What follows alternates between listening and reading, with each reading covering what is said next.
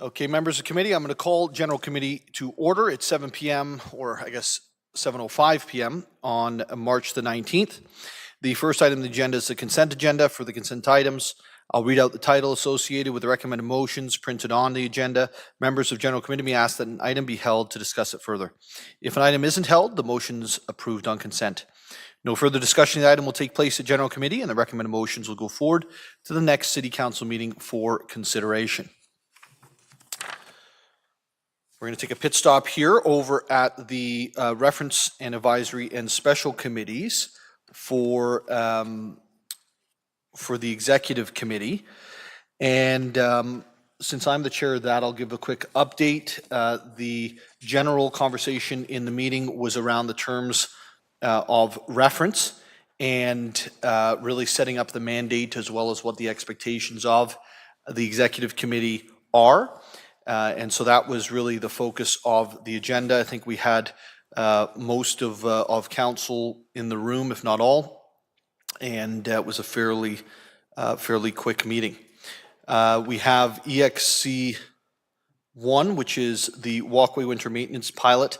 That was an item that was moved by Councilor Morales. And we also have EXC2, which is the terms of references I just identified. I'll now go on to the Community Safety Committee, and that's for February 20. I'll come back to them for the consent part, yeah.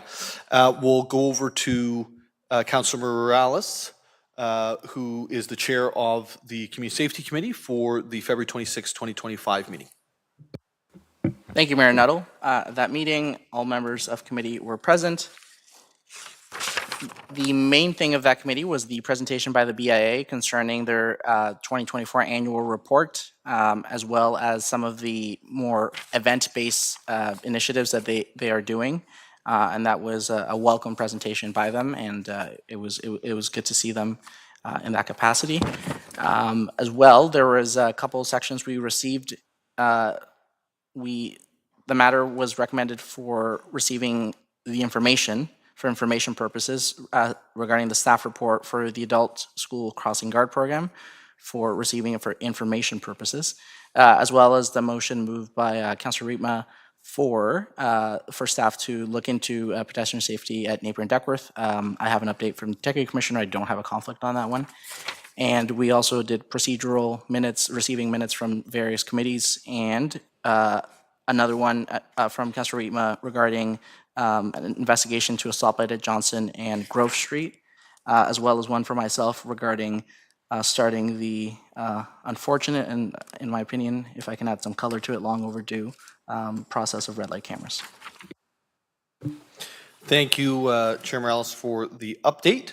I am now going to go to the Affordability Committee with Councillor Nixon from the February 26th meeting. So, Councillor, floor is yours. Thank you.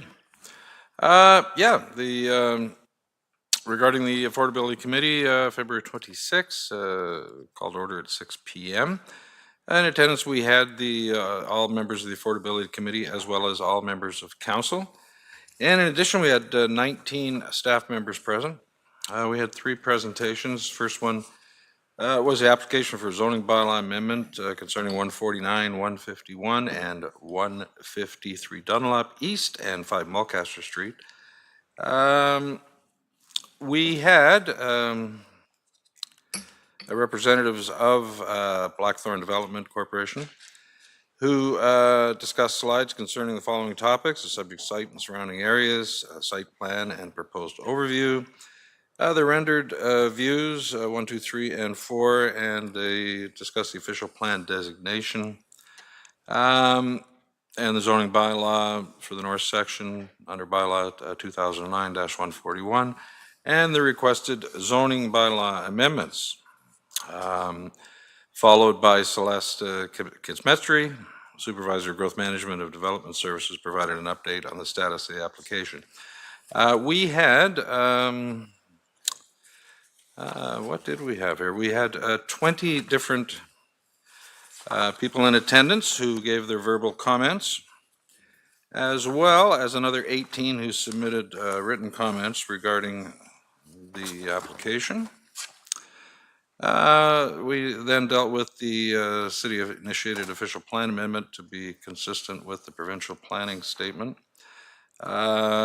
Followed by an application for a zoning bylaw amendment regarding 545-565 Big Bay Point Road. We saw the report of the Heritage Barrie Committee dated January 28, 25, which was received. We also, the Affordability Committee recommends adoption of the following recommendations. Municipal Heritage Registry listed property at 64 Mary Street, and the request of expression of interest to attract a new town crier. The meeting adjourned at 8:57 p.m. Thank you. Thank you, Councillor Nixon, for chairing that meeting, providing the information back.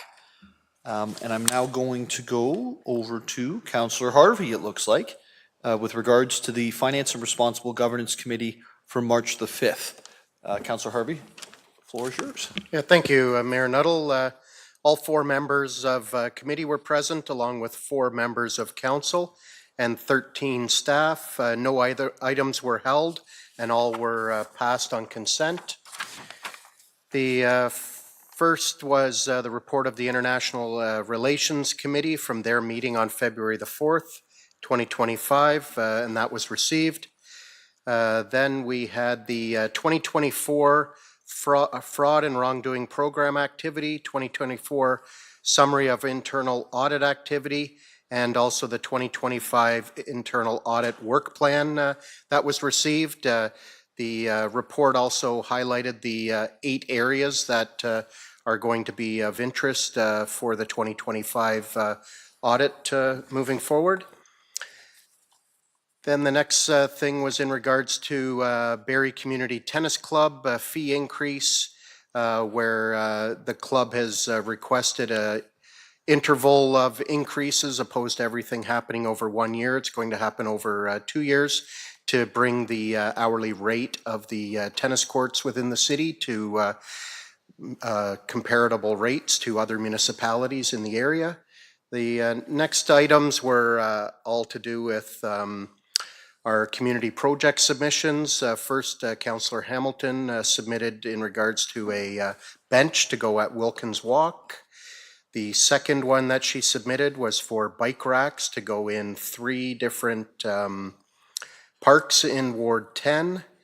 And the third thing that she submitted was for solar lights to go on at Golden Meadow Park.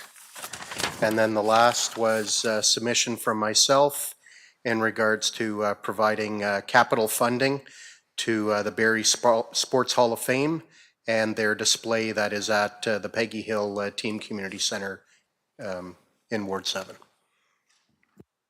Thank you so much. Appreciate that, Chair Harvey. And we'll now move on to Councillor Hamilton, who's with us electronically this evening, I believe. Councillor Hamilton, this is regarding the Infrastructure and Community Investment Committee dated March 5th, and the floor is yours. Thank you. And through you, Mayor Nuttall, the Infrastructure and Community Investment Committee did meet on Wednesday, March 5th at 4:30 p.m. In attendance were all committee members, in addition to Councillor Nixon, Councillor Kungle, and Councillor Harvey. The focus of the meeting was on 2 presentations we received from staff. The first was provided by Sherry Dymart, concerning the 2024 Annual Design and Construction Report. She covered a number of status updates with respect to a number of infrastructure projects throughout the city, and also provided an update on 2025 new construction. The second presentation was provided by Bridget Mitchell, the manager of solid waste management, and it was concerning an update on the automated cart collection, carts rolling to the curb. Council member received an update on a video showcasing the automated cart collection, the cart limits based on property type, the cart selection registration deadline of March 31st, 2025, and associated timeline for related to the rollout of the carts. We also received a number of reports from the committees. The first was a report of the Arts Advisory Committee dated January 8th. The second was a report of the Communities in Bloom Committee dated February 4th. And the final report was from the Active Transportation and Sustainability Committee dated February 6th. And there was no recommendations brought forward to General Committee tonight. Thank you so much. Appreciate that, Chair Hamilton. And that concludes the actual reports. So now we're going to go through the motions that were brought through in the reports themselves. In those meetings themselves. I'm going to start with EXC1, Walkway Winter Maintenance Pilot 2026 Budget Consideration. That is approved. EXC2, the terms of reference of the Executive Committee. That's approved.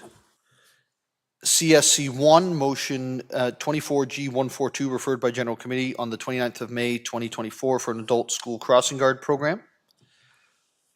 It's approved. CSC2, pedestrian safety, Duckworth and Napier. That's approved. CSC3, investigation stoplight at Johnson Street and Grove Street intersection. That's approved. CSC4, red light cameras. That's approved. AF1, Municipal Heritage Register listed property 64 Mary Street. Approved. AF2, request of expression of interest attracting new town crier. It's approved.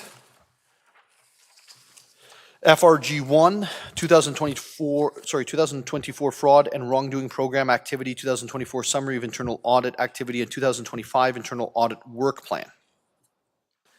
Approved. FRG2, Barrie Community Tennis Club fee increase. Approved. FRG3, Community Project Submission, Councillor Hamilton, Bench, Wilkins, Walk. Approved. FRG4, Community Project Submission, Councillor Hamilton, Bike Racks. Approved. FRG5, Community Project Submission, Councillor Hamilton, Solar Lights, Golden Meadow Park. Approved. FRG6, Community Project Submission, Councillor Harvey, Barrie Sports Hall of Fame. Approved. CAM001-25. Hold. That's held by Deputy Mayor Thompson. DEV007-25, the 2025 Housing Community Improvement Plan Programs and Budget. That's approved. DEV009-25, City Initiated Official Plan Amendment to be consistent with the Provincial Planning Statement. Hold. That's held by Deputy Mayor Thompson. DEV010-25, Zoning Bylaw Amendment 282 King Street, Ward 7. That's approved. DEV011-25, Design Principles to Support Livability, Municipal Operations and Road Safety. Hold. That's held by Deputy Mayor Thompson. That's all of the items that are on the agenda for this evening. Quick point of order. Sorry, Mayor yeah. Nuttall. My apologies. I kind of fell into a rhythm as you're reading them out loud. The CIP thing, I do, from a long time ago, have a conflict on that. Specifically, the CIP is written, but it's the allocation of money. There was no discussion, no one held it, but just for the record. Yeah, sorry, I was okay. moving quickly, Councillor, so I apologize. That's okay. Madam Clerk, can you just confirm that the potential conflict for Councillor Morales is being noted? Thank you, Mayor Nuttall. What is the exact conflict? The again? CIP. Sorry. Yeah, and Ms. Craig's ruling on the CIP is that the creation of an IP, specifically allocation of funding, is a conflict. Once that's allocated, there's not an issue. Thank you, Councillor Morales, for clarification. Thank you. Perfect. Thank you, Madam Clerk. Thank you, Councillor Morales. I'll hopefully go a little slower in the future. So, the first item that's held, I believe, is CAM 001-25. Deputy Mayor, can you put that on the floor? Thank you, Mayor Nuttall. I'll put the motion on the floor as printed. You asked me to hold it, but just a quick comment. If you go through it and stuff, it's a lot of the funding that we've received that's created this. And I really appreciate the work that you've done with the other levels of government to achieve this. So I'll give you the floor, and I know you wanted to speak about it, but like when you see it here, it's in black and white, and this is a good news story for Barrie. Yeah, thank you, Deputy Mayor. And I just wanted to take the opportunity to thank our intergovernmental relations folks and our communications folks and all the folks that had prepared in the engineering department. And I'm probably missing other departments that were part of this, so I apologize, maybe operations or others, that helped us actually get this funding. Because there is, well, you see it right in there, an increase of $53,536,937 that has come from the provincial government just before the election call. And I think it's really important that we highlight when all of our departments internally are working incredibly well together as a single organization. You match that with what we're doing on an intergovernmental relations level right now that I think has upped our game in the past number of years, put some budget behind it for once, and is taking this seriously. And if council remembers, you approved $90,000 2 years ago for intergovernmental affairs. There's $54 million. You then approved, I think, one other position for $150K. Am I less than that? There's your money. There's your payback. If we don't show up and play, then we ain't going to get the funding. And that's what the last 2 decades have told us. So thank you for having faith in our CAO to go with the initial 90, and certainly with our intergovernmental relations folks to go the extra mile on this one as well, because it's paying dividends. I don't even know what the ROI is. I can't calculate that in my head that fast enough, but but I think it's a really good news story. The second reason that I held it is this. We're working through some things as we grow as a city when it comes to the development community. We're going to be dealing with a couple of those things later on this evening. And we get lots of critiques and I'm looking at our two major planners from representing the development community that are here. We get lots of critiques when things aren't perfect. And I would like the two of you to go back to your clients and say to them, hey, we just reduced your development charge requirements by $48,702,000 by having all of these staff and certainly the folks around this table working hard together, things that didn't happen in previous years. And we would like that to be highlighted for our staff because they worked incredibly hard to get this funding. And there's not many things that we could do that would come back to you and say we just reduced $48 million. Working with the provincial folks and having our staff do that is one of them. And I think it needs to be recognized in the development community as well. And that's not me, taking a shot, but it is being real about, we hear the critiques, here's a positive, and it needs to be highlighted inside of the development community as well. That's all I have to say on the matter. Does anyone else like to speak to this specific? Okay, then I'll call the vote. All those in favor? And it's approved. Deputy Mayor Thompson, you get to go into DEV 009-25. Thank you, Mayor Nuttall. I'll put the motion on the floor as printed, and I have a referral motion. That staff report DEV 011-25 concerning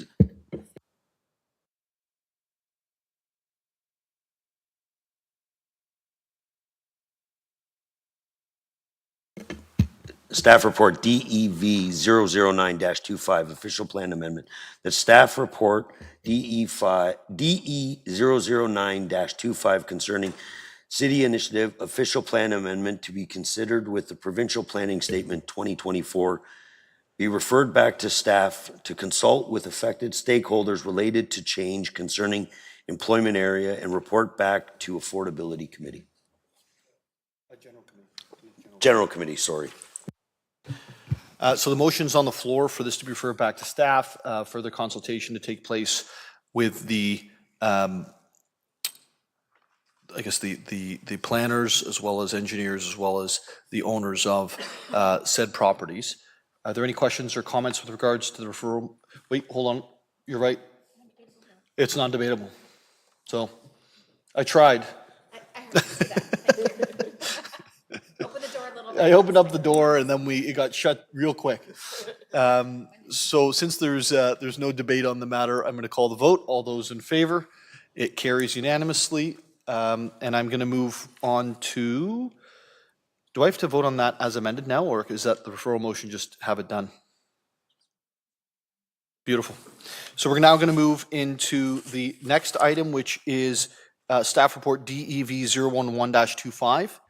And that was also held by Deputy Mayor Thompson. So Deputy Mayor Thompson, the floor is yours. Thank you, Mayor Nuttall. I'll put the motion on the floor as printed, and I have another referral motion.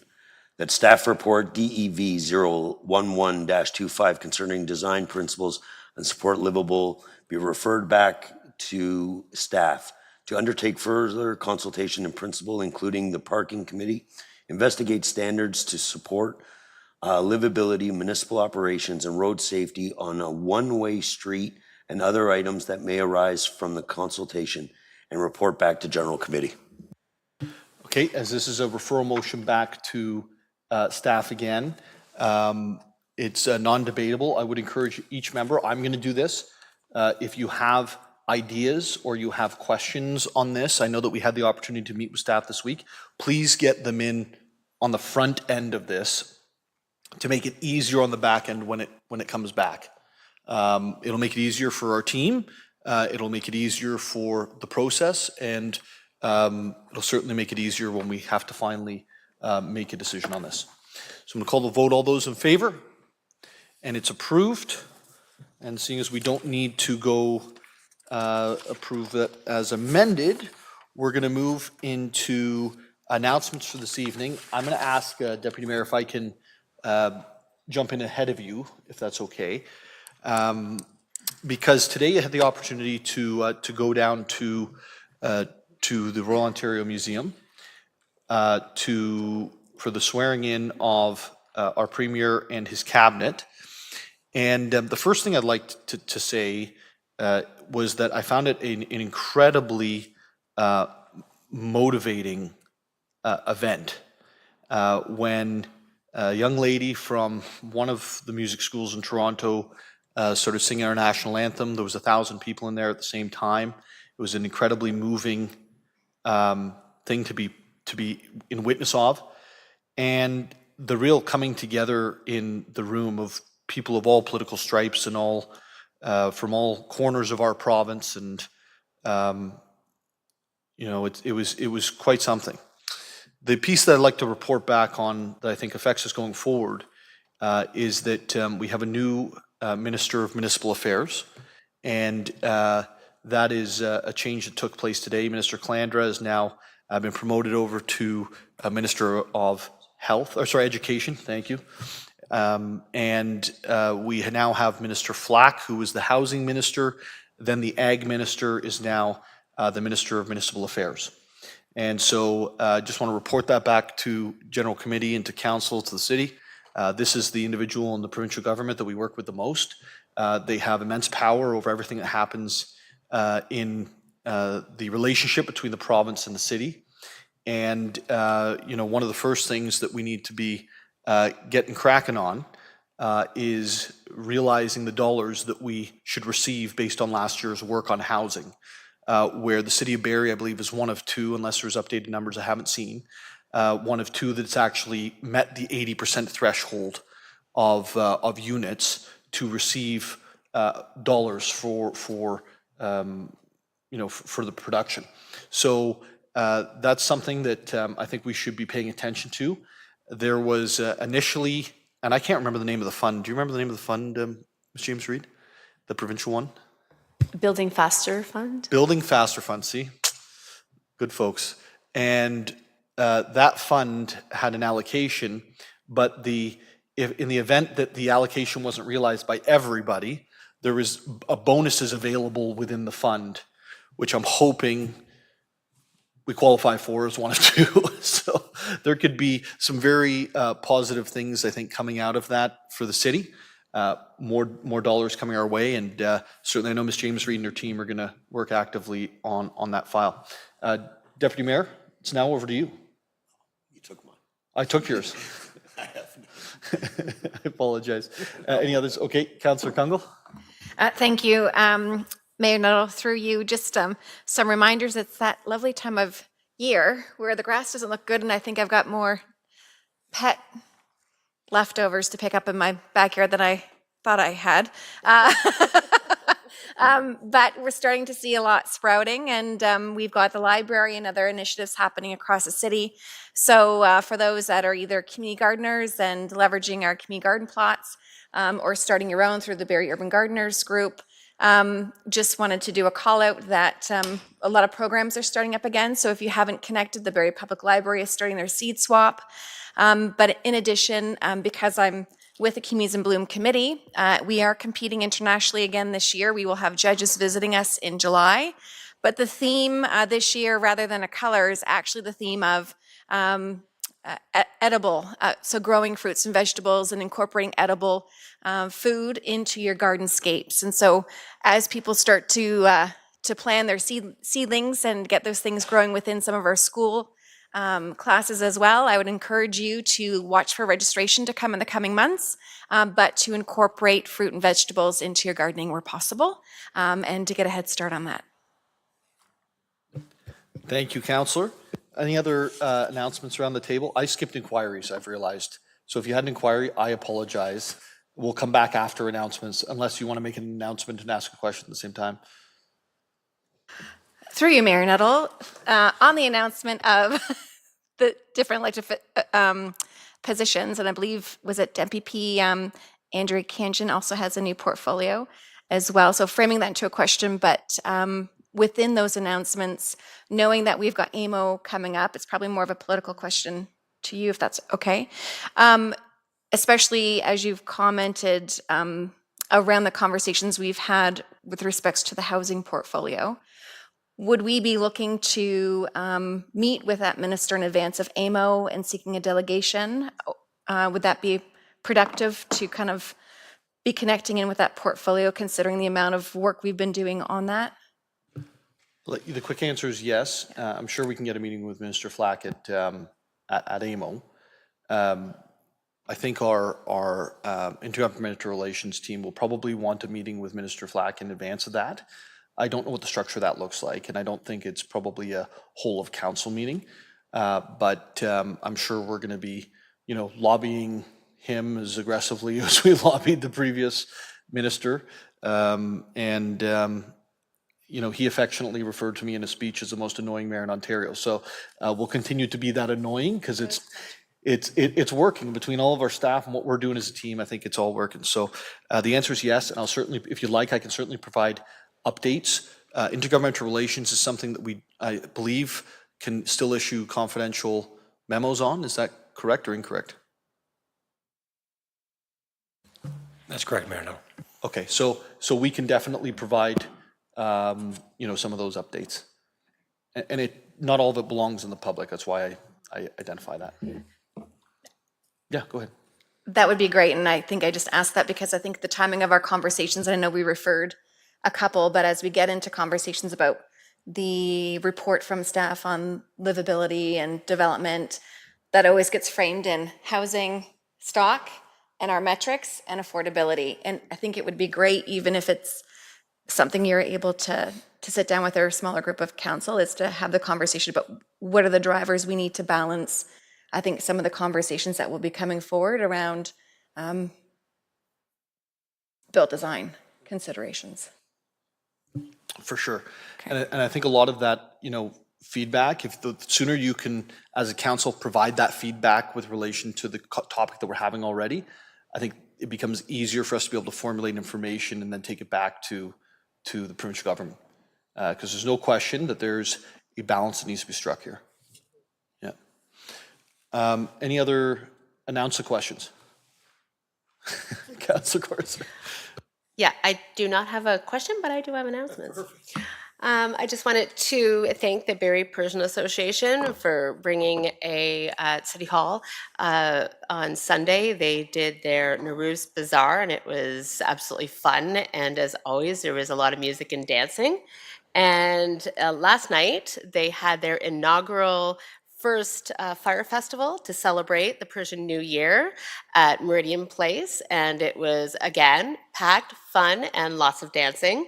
And this Saturday night, they are having their New Year's Gala at the South Shore Community Center, the John Hader South Shore Community Center. And I believe there's more tickets left there. So if anybody wants a good night out, I suggest you bring your dancing shoes, pick up your tickets, and come and join us. Thank you. Thank you, Councillor Corser. I'll be there, no dancing shoes, and they're sold out. So, yeah, so it's a good thing, not a bad thing. I mean, that's a good problem to have. Any other announcements?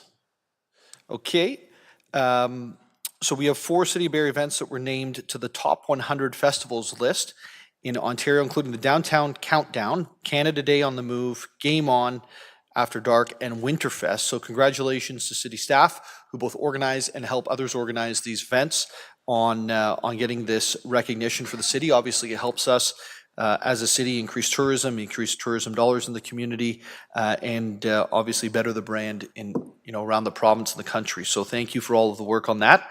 A public consultation meeting with the ward boundary reviews happening tomorrow at 2 p.m. City Hall in the Rotunda. If you would like more information, you can visit barrie.ca/government/ward boundary review. The North Shore Trail Access Improvements Project online survey is live and available for citizens to provide their feedback until March 24th. For more information, please visit barriebuilding.ca/North Shore Trail Improvements. There was also some in-person things happening, I believe, at the Parkview Center a few weeks ago that I got to stop by as I was attending a seniors lunch with my mother. And it was good to see how many people were stopping in and the positive feedback about new opportunities over to access to the North Shore Trail. Yeah. Yes, Mr. Mayor, there was a lot of interest in that, both at the Parkview Center and also here in the Rotunda on Saturday at the Farmers Market. Yep. I didn't realize we were here on Saturday as well, so that's good to hear. It was very positive feedback as well. The Owen Street, see, this is going to get me in trouble. The Owen Street and Sophia Street construction project is still ongoing. This project will begin with a full road closure on Owen Street from Dunlop to north of Collier Street, including the Owen Street/Collier Street intersection. For further information, you can visit barrie.ca/roadwork. As a reminder, the on-street overnight parking restrictions are in effect until March the 31st, that's the end of this month, from 3 to 6 a.m. in the downtown improvement area, and on other city streets from 12 a.m. until 7 a.m. and in any hybrid parking lots or waterfront parking as well from 12 to 7. We're going to move past announcement to the circulation list for March the 5th. Seeing none, March the 12th. Seeing none, March the 19th. Councillor Kungl. Just one tied to the comment of the Transit Operator and Worker Appreciation Day. That was yesterday. Some really great media and marketing too. I think Jason, staff member, amongst other members of the team, did a nice highlight to that. So just wanted to publicly say, I know there's a lot of love online for transit, but just complimenting the work that they do and the dynamics that they balance on the day-to-day to support people getting to and from where they need to go on time. Absolutely. It is an incredibly difficult job. And I think they do it in very incredible ways. So absolutely. Any other items on the circulation list for the 19th? I am seeing none. I hope everyone had a great St. Patrick's Day. And at 7:38 p.m., we're going to adjourn tonight's general committee meeting. Thanks, everyone.